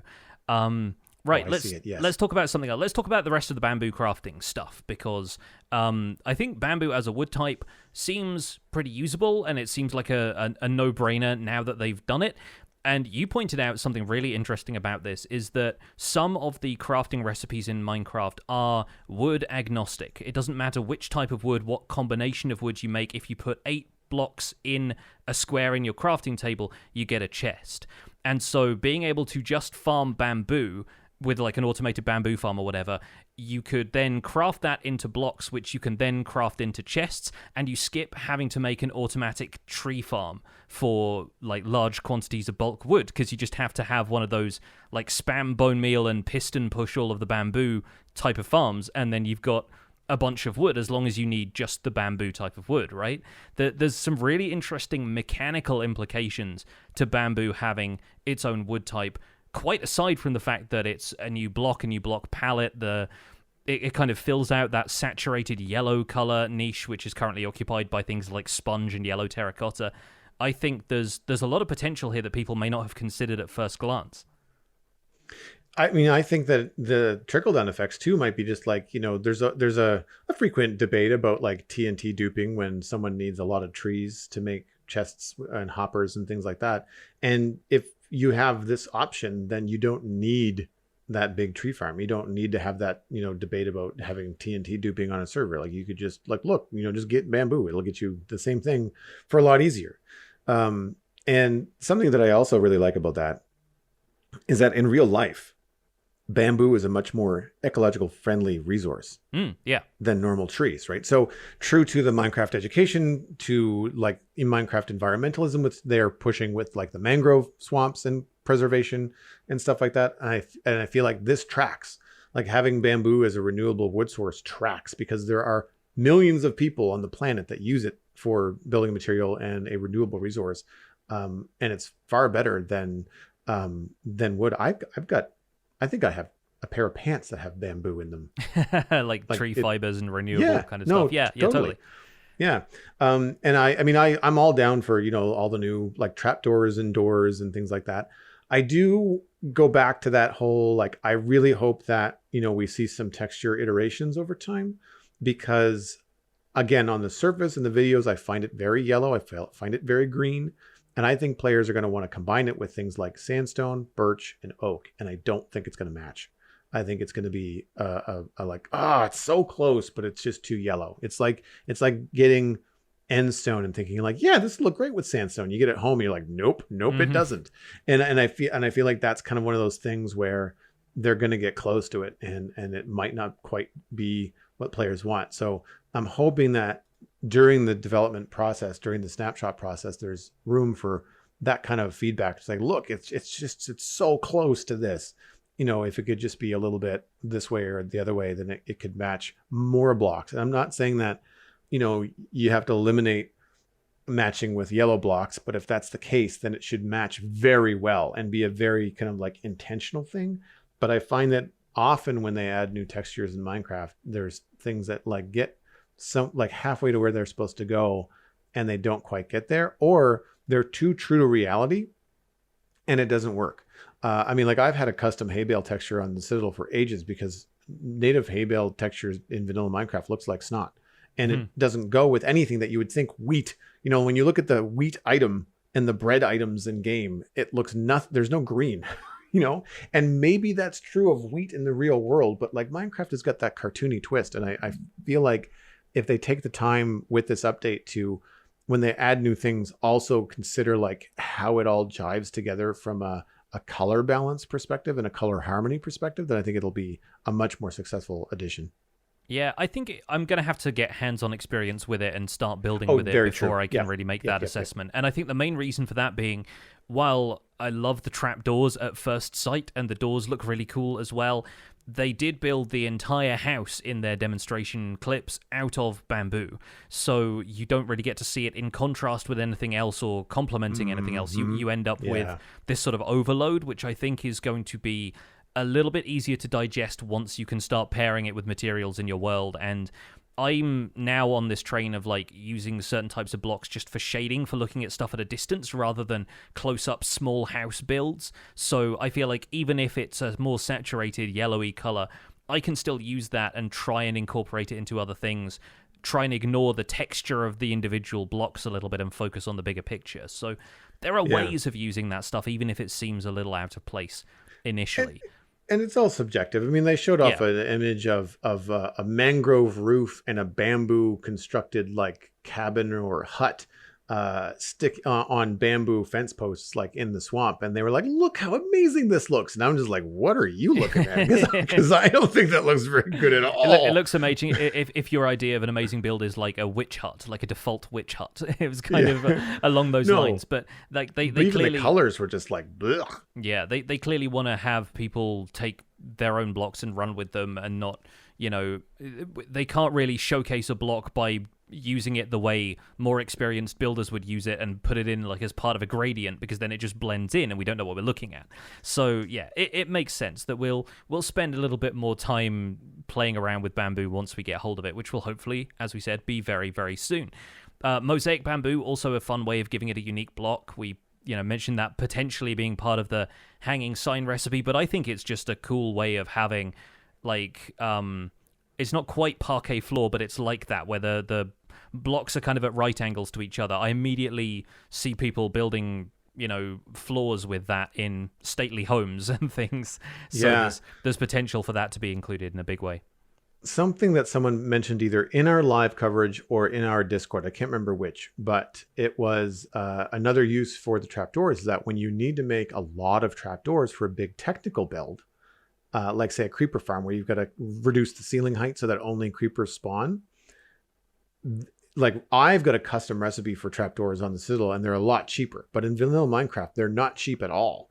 And if you can get bamboo much faster, then it means you can make trapdoors much faster. If you don't need them for just decorative, if they're just going to be in a dark room somewhere, then you can get them a lot easier now too. Yeah, bamboo farm, easy.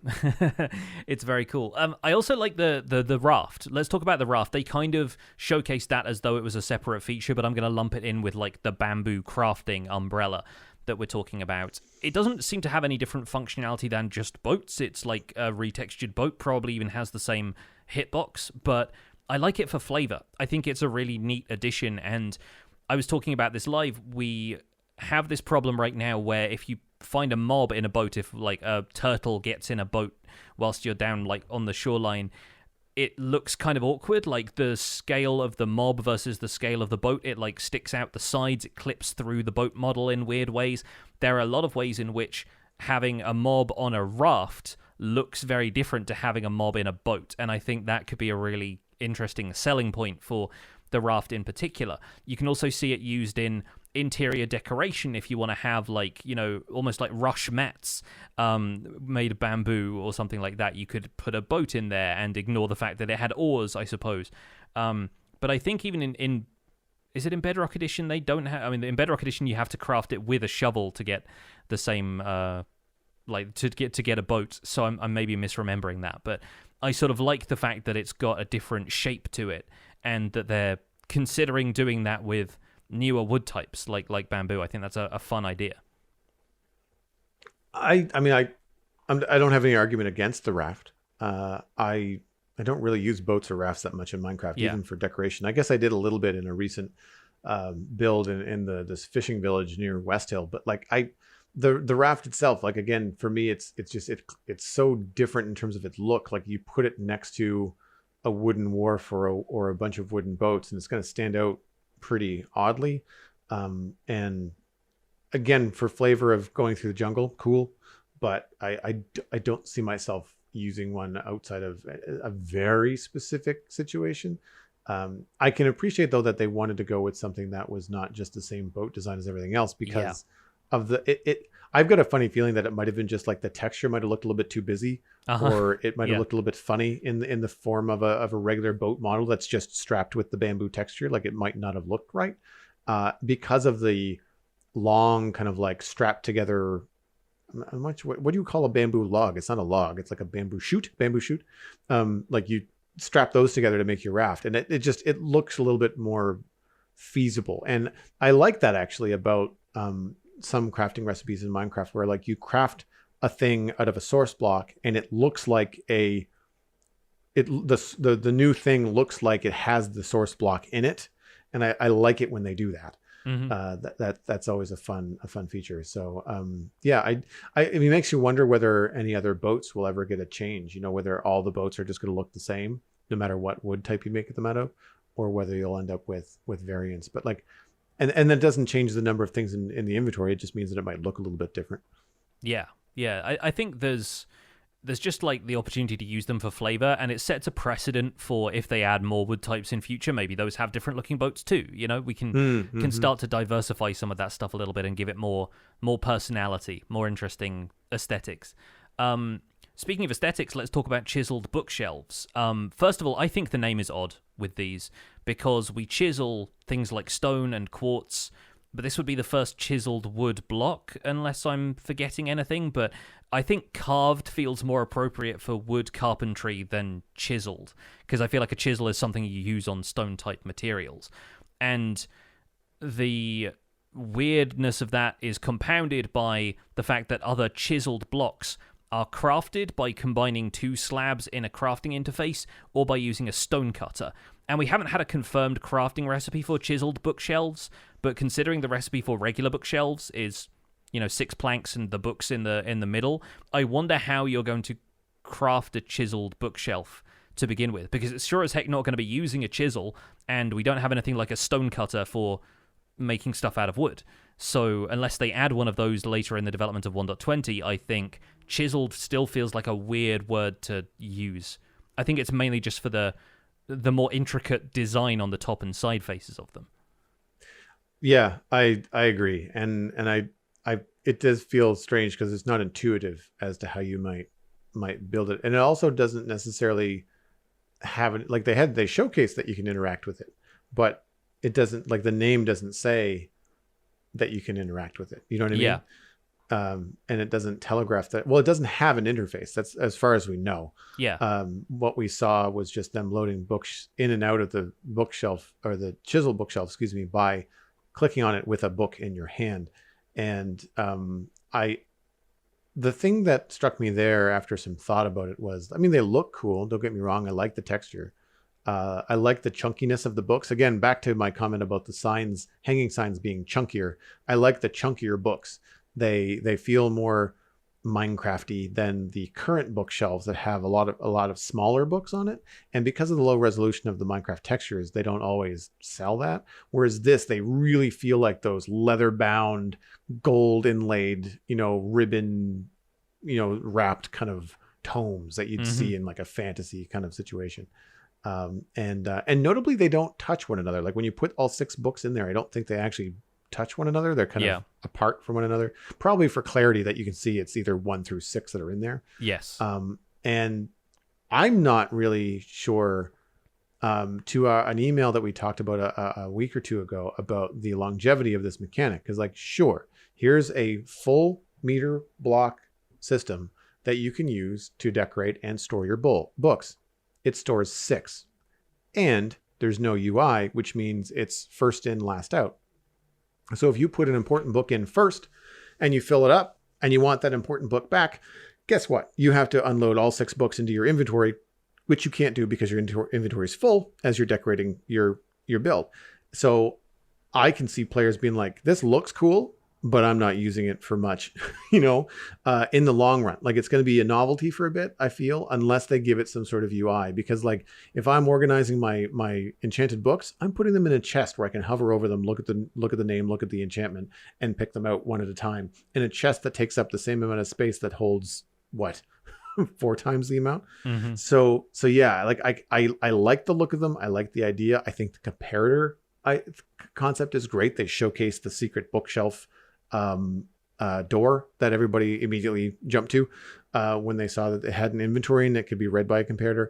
I think that's very cool. Also, nice tweak there is that it doesn't have to be a door. You might have a mob farm or something really, unique in your base, and you've decorated your base very well, and you don't want to have a button or a lever on the wall, you can use a bookshelf instead. Yeah. And I think that's really subtle and really clever. So there are a lot of ups to it, but I'm a little bit on the fence about like, well, how often are you really going to use this to store your books? I think people are going to be filling it with just flat regular books to decorate how they want. And then their enchanted books and other books are just going to be in other chests, as they always have. I'm going to throw a couple of scenarios at you here. Mm-hmm. First of all, multiplayer server enchanted bookshop, usually pretty popular because people want to come in and buy mending books, unbreaking books, and then like you've got a ton of villagers working behind the scenes getting specific books for them, right? I think it is cooler and more immersive on situations like that to go in, see a sign that says, say, Aqua Affinity, and then a bookshelf immediately below that with 6 books in. You take one out, it's an Aqua Affinity book, and then there are very clearly, at a glance, 5 Aqua Affinity books left, instead of you having to click your way through all the chests and open up all the GUIs. I think there's potential for stuff like that. Also, they have said that it interacts with Redstone in the sense of comparators being able to read it, but does it also interact with hoppers? So could you refill it from behind the scenes and have a hopper load the block up with enchanted books? Because if you think about it this way, it doesn't have a GUI in the sense that like a chest does, for example, but if you right-click on it, you're not necessarily taking out books from a specific slot, right? We talked through this on the live stream, and it seemed like regardless of where on the block you click, you're not taking out the book from the top left first. It's always like it fills top to bottom, left to right. The first shelf fills up left to right. The second shelf fills up left to right. And when you remove a book, you're removing the last one that gets put in each time. So it's fairly feasible that those could be loaded up with hoppers, at which point you can have them loaded from chests behind the scenes and automatically restock those shelves. And I feel like people can do their shopping by just going around and going click, click, click, click, and it's like 4 clicks and you're done instead of having to open and close inventories for chests. Mm-hmm. I like that as an idea. And I think while it would be kind of cool if it reacted to like which area of the block you were looking at to take out one book, I think that could be kind of finicky for target detection. It'd be kind of difficult for console and mobile users potentially. So I don't think that functionality is on the table. But I think there's still a lot you can do with it if you expand its redstone capability to say, okay, this is still technically something with an inventory that you can fill up using a hopper or something like that. Yeah, and that's very cool. But for decoration purposes, it means that you're limited to, if you want the bookshelf to be half full, it's always going to be the top half full. You can't have the bottom half full. Yeah, this is shelf. true. Yeah. And so there are limits like that. I think that's where just having a variety of them comes in. And I've seen a few people wanting there to be some variation in the texture. Like if you could, have a couple of different textures of them, then the books wouldn't all end up looking the same. And that's stuff that I think is probably just down to the limitations of what we can do with Minecraft textures in general, or what the team wants to do with vanilla Minecraft textures. So that's a bit of a shame. Like you couldn't color code the books to be like all the red ones are going to be fire protection, all the blue ones are going to be projectile or something like that. It's a shame that it can't reach that far, but I think it's still got a lot of like neat potential for behind the scenes stuff that you could do with it. I think it's going to be great for adventure maps and escape rooms and all of the kind of obvious stuff, but I think it's still going to feel more tactile and fun to use, I think, than I was expecting it to at first glance. Do you think that we'll be able to make it out of other wood types? I expect so, because you make regular bookshelves out of every wood type, and it doesn't. Sorry, I mean, is it going to texture? Will the texture represent an acacia bookshelf versus I doubt that.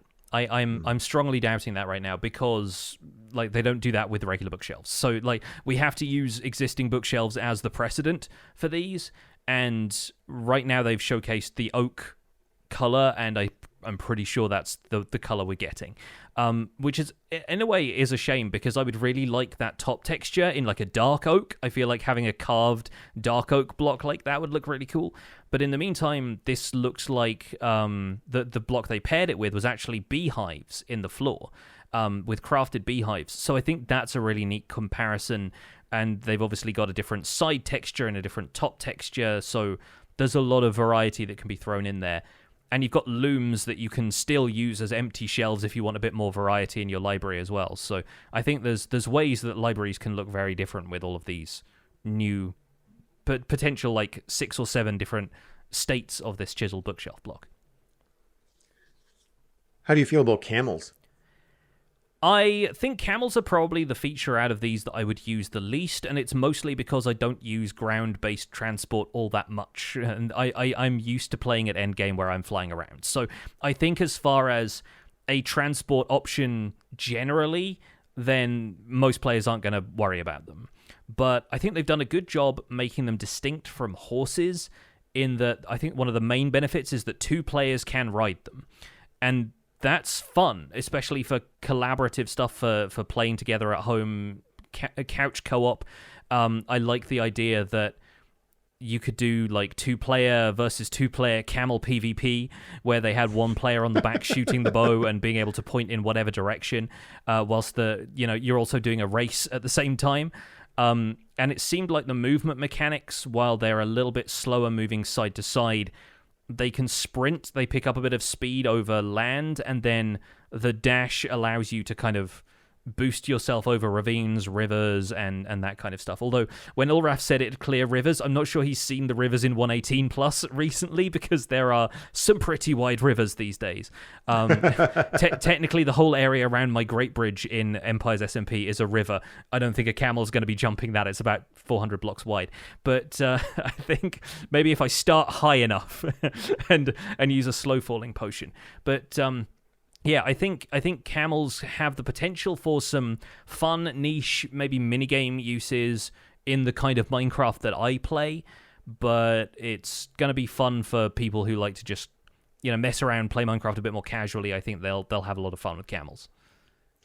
And I think early game, it's a great mount for early game. If you end up spawning in a desert and you don't have any horses nearby, it's nice not to have to go travel miles and miles and miles just to find a faster land mount. And the food is easier to get because they apparently breed using cactus. So breed using cactus. No golden apples, no golden carrots required for that. No, and they get you high enough that ground mobs that are melee can't reach you. So in the desert, where early game you can get in a lot of trouble early on, if you are on a camel, you can safely navigate without the zombies being able to punch you, or the husks being able to punch you, which again, cool. Again, and separated them from horses. So from a functionality standpoint, I think that's really cool. I'm surprised, or at least we didn't see or hear anything about it, but you can't, as far as I know, put any kind of like saddlebags on them. Like you can't yet, because that's what the camels are used for a lot of the time is like caravans, right? They made no mention of them being pack animals at all. I think probably because we've got llamas for that. And if you want to, you want to bring you're riding a camel, but you have a trail of llamas. And when you leap over the ravine, I'm imagining this kind of like paper trail of llamas, kind of gymnastics ribbon style following you. I doubt that'd be the case. You'd probably just end up dropping a bunch of them into the ravine. But it's it seems like an oversight because camels are obviously pack animals in the real world, but I think you already get that from donkeys, mules, and llamas, and the chest boat and whatever else. I think it's just the kind of thing that they didn't want to do it because it didn't really feel like a selling point for the animal at that stage. And this could just be a Hollywood thing or whatever, but whenever I've seen camels, it's usually been in movies, and because it's the movie, it's got some sort of theme. They're very often got like blankets or some other sort of like dressing on them, and I kind of wonder if they could add, like, I know we already have that with llamas where you can kind of like add wool to them and they get like a different kind of like shawl or whatever you want to call it that goes over them. And I think that could be kind of cool to customize your camels. Like, I mean, they are obviously inserted in the game for like an RPG representation kind of situation where like people that grew up around camels now get to see camels in Minecraft. And I think that it would be cool if they add a little bit more customizable features to them so that you can have your blue and yellow, clad camel sitting on the hill next to your desert village that you've built. That could be very, very fun. And the issue, and this could be a very unpopular opinion, that I find really took me out of it, and this is probably just my history as an animator and as an artist, I really think they look kind of silly.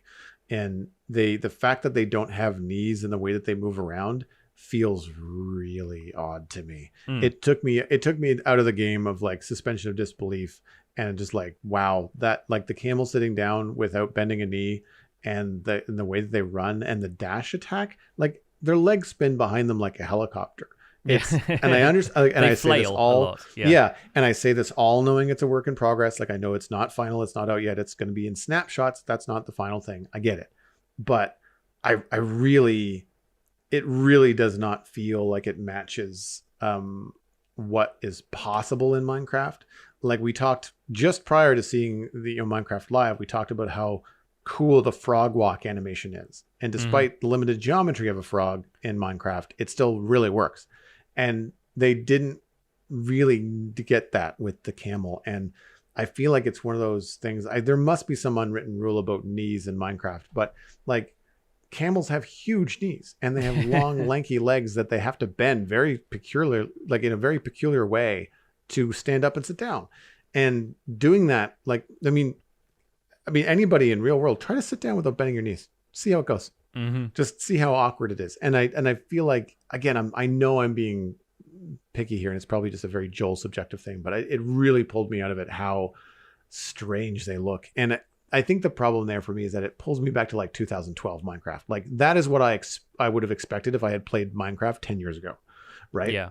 Whereas now, for better or for worse, my expectations are higher. Yeah, and they have certain style guidelines that I know they follow behind the scenes, but there is still also room for a little more realism in camels beyond just that, because I saw a great YouTube comment which pointed out the camel's current walk animation is similar to horses. They move their front left leg and their back right leg at the same time, which in real life camels don't do. If you look at a camel walking, they walk like giraffes, where they move both their left legs, then both their right legs, and they have knees that face forward like human beings do. So right. Like there is potential there for, even if they don't add any knee joints to the camel's legs, they can still make the walk cycle a little more realistic to real life. And I wonder if they've done that in development and it looked weird because they don't have knees, or, for whatever reason it just didn't work with the blockier model of the camel. It's difficult to say, but I am curious to see if they either mention that during development or if it's something the community can provide some feedback on, and folks who know and spend more time around camels can weigh in on how realistic that appears.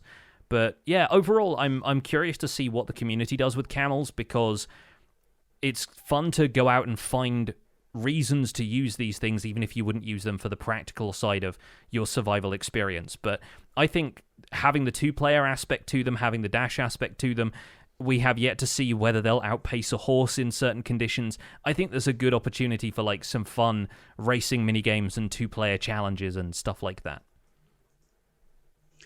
For me, overall, I think that while it's a seemingly small kind of on the reveal update from Minecraft Live, I think that what we're seeing so far is going to be very good for players. It's just hard to sell. It's hard to package at this point, because I don't think we've seen the package. I don't think we've seen the big marketing tag or the, I know we haven't. So I think that that's something that will be interesting to see how the community responds to all of this. I mean, they've been very clear that they have a theme, they have an idea, but they're not ready to reveal it yet. So that's good.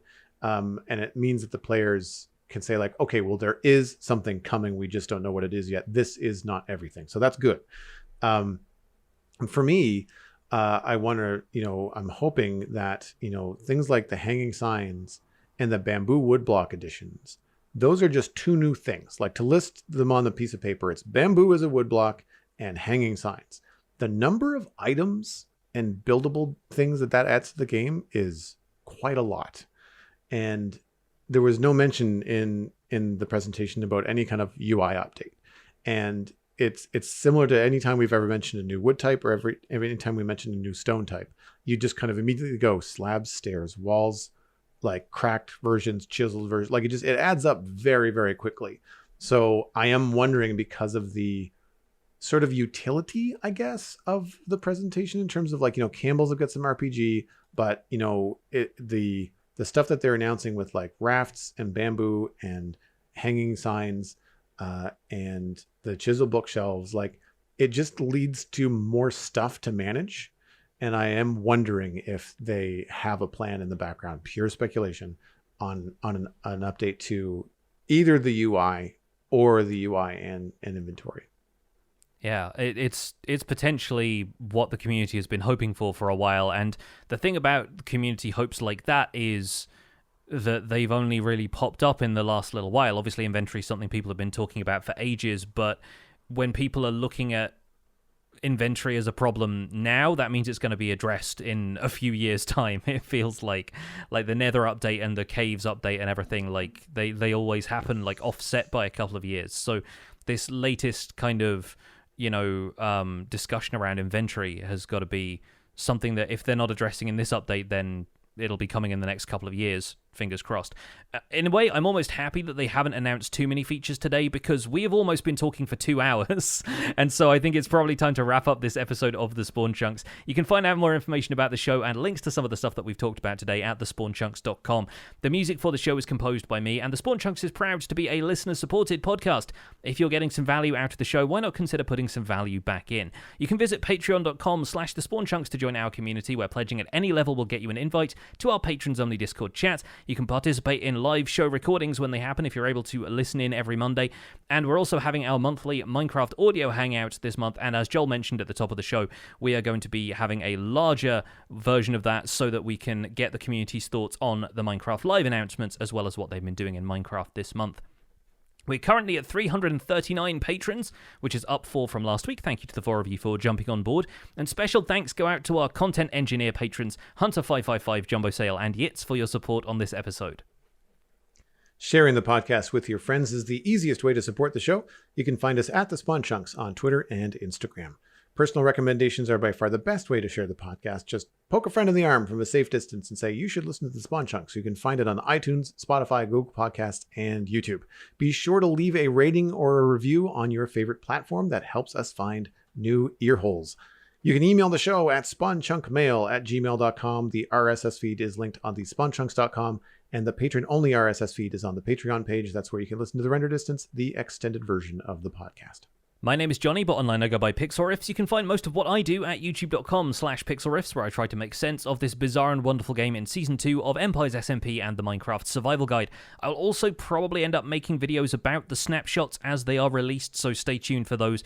I stream 3 days a week on Twitch, doing behind-the-scenes work for my YouTube series, and I'm the voice of the unofficial Hermitcraft recap, which you can find through a quick YouTube search. Aside from that, I'm at Pixelriffs on both Twitter and Instagram. Joel, where can people find you online? Everything I'm up to online, including links to my other podcasts and social platforms, is at joelduggan.com.